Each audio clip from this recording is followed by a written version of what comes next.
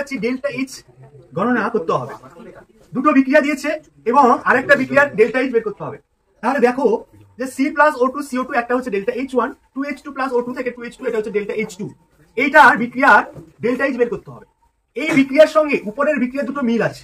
কি দেখো, এই দেখো সিটা কোন দিকে আছে, আমার বাম দিকে, এখানেও সি কোন দিকে আছে, এই H2টা কোন দিকে আছে, আমার বাম দিকে, কিন্তু এখানে আছে কোন দিকে। তার মানে ডেল্টা এইচ সমান ডেল্টা H1টাকে রাখতে হবে, ডেল্টা H2 কে মাইনাস ডেল্টা H2 করতে হবে, যেহেতু উল্টো দিকে আছে। সো মাই ডিয়ার স্টুডেন্ট, দেখো যে ডেল্টা H1টাকে আমি রাখলাম, কারণ হচ্ছে সি বাম দিকে আছে, কিন্তু জলটা যেহেতু উল্টো দিকে আছে, মানে যেটা নির্ণয় করতে বলেছে তার হচ্ছে বাম দিকে, কিন্তু যেটা দেওয়া আছে সেটা ডান দিকে, তাই মাইনাস করলাম। ক্লিয়ার?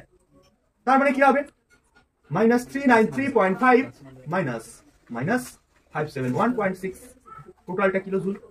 তাহলে -393.5 প্লাস 571.6 কিলোজুল, টোটাল কত হবে? তাহলে প্লাসই হবে 1 কিলোজুল। ওকে, এটাই হচ্ছে ডেল্টা এইচ।